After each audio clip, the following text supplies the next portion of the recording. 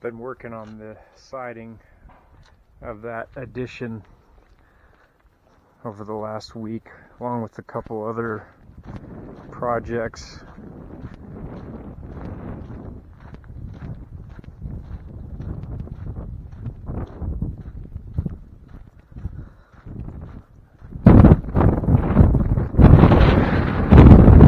It's real windy up here.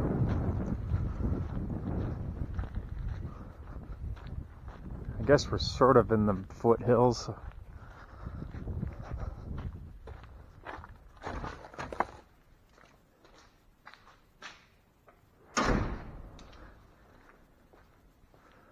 So yeah, I've been doing a lot of work, like I said, in these spaces. This was the room I just started putting together.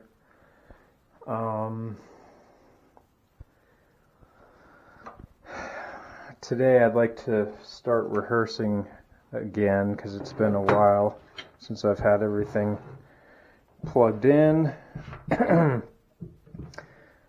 This is what I used to rehearse with.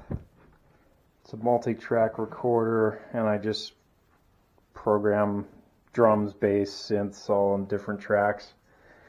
That way, if a sound guy wanted to be able to mix all the instruments separately at a live show, they could. This one happens to have separate outputs, which is rare for a multi-track recorder. But I just use it for rehearsals. I just go out a single stereo out. And I'm hoping to rehearse later. I might film a little bit of that. Sorry, it's probably dark in here, but yeah. I guess I'll show you this room. These are the synths that I've been fixing over the years. During the pandemic, I had a lot of time on my hands, so I learned how to fix these up. I would find broken synths. They seem to be harder to find these days. I don't know why.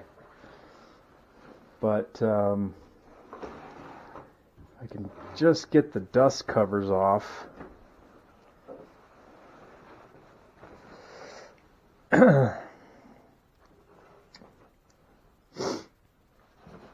Most of these I did buy broken and repair. I think this is the only one that I bought that came fully working. A guy in Phoenix had one that he wanted me to fix up, and I played it and just really liked it, so I ended up splurging on it. But yeah, I got most of these for very, very, very cheap because they didn't work. This one I spent at least 50 hours, I calculated, going over the internals on it, and it took forever to get it working, but it's in perfect working order now. This one, the same guy that sold me this,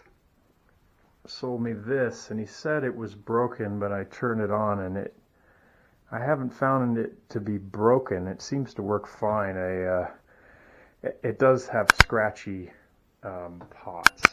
I mean, these faders, they do make a scratchy sound when you turn them up and down, some of them. But it works. String and brass. This guy is a monster. It's really heavy. It had issues with the power supply. It did turn on, but I noticed some of the features didn't seem to do anything.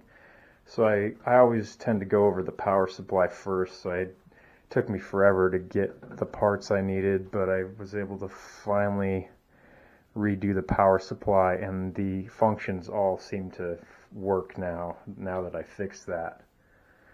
I think this slider, which is like the organ sound I think this one needs repair, but other than that, everything seems to be working on it. I don't really use the organ, so that doesn't bother me. It's got a little joystick. What else? This keyboard is a sampler synthesizer, and that reminds me, I used to have a Mirage sampler that I sold along with an Ensoniq. What's the other one? I can't remember. Anyway, this one had a bad drive, and I put in a modern USB drive that you can get on eBay. And it comes with a whole bunch of sounds. It's a digital synth, has its own joystick as well for modulation. This thing weighs a ton and is just a monster. But for some reason, I don't know, it's a lot of fun to play. What else? Oh yeah, this one here. This one, man, this is my baby. I think it was one of the first ones I bought. It's a Crumar Bit 1. And the reason I say it's my baby, I guess, is because it looked like it had been stored in a barn. When I opened it up, there were dead spiders and a layer of dirt inside. All the electronics were covered in a layer of dirt, and it was just filthy. They're notoriously difficult to fix because they were made in Italy, and all the schematics and things like that, any information is really hard to find, and not always accurate. But thanks to YouTube and years of just research, continual research, I was able to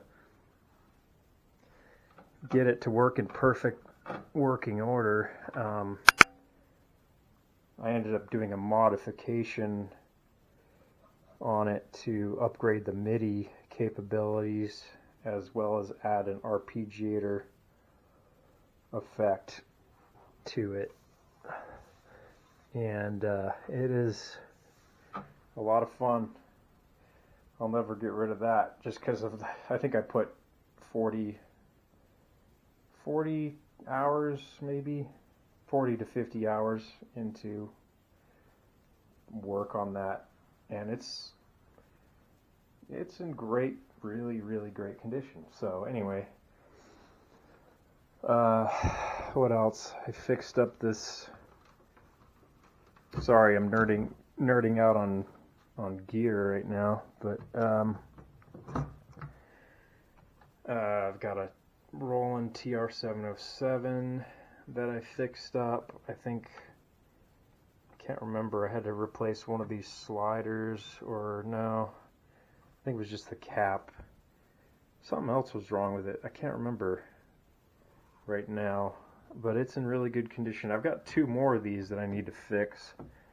One I got off eBay. He used to belong to the guitar player from Casey and the Sunshine Band, who passed away not too long ago, and his tour manager, road manager, was selling stuff for charity, and he sent me a letter with Casey and the Sunshine Band letterhead on it, stating that it was in fact belonging to Casey and the Sunshine Band, which is pretty cool.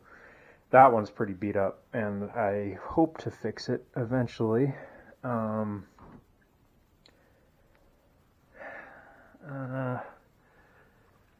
Yeah, I fixed this. Let's see, what else? Oh yeah, this one's cool. This is old school. drum machine. This thing sounds really cool. And yeah, I'll have to play these things for you. That one I can't remember. Oh yeah, I cleaned it out, and sometimes just cleaning stuff out will fix it. It still has minor issues, but some of these vintage things kind of just have to stay on top of their minor issues, and they're still a lot of fun to play. This was a tiny little fuse that I repaired, and I upgraded the disk drive to a USB disk. It's a sampler, and I use that for Latin drum sounds mostly. I think that I've got one more. I'm kind of unpacking this room. Sorry, it's super dark, but it's probably way too dark. There's a broken. I fixed this Roland R8 drum machine, and then I broke it again by plugging the wrong power supply, and it was so hard to fix. I've debated just throwing it away because it's really hard to work on. Let's see, got my drums up here temporarily.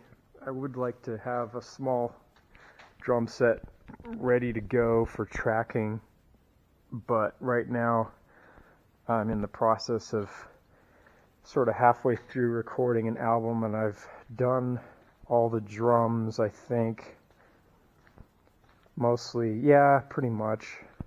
So I've just got guitars and some vocals to do, and then I send them off to my friends in San Francisco, Matt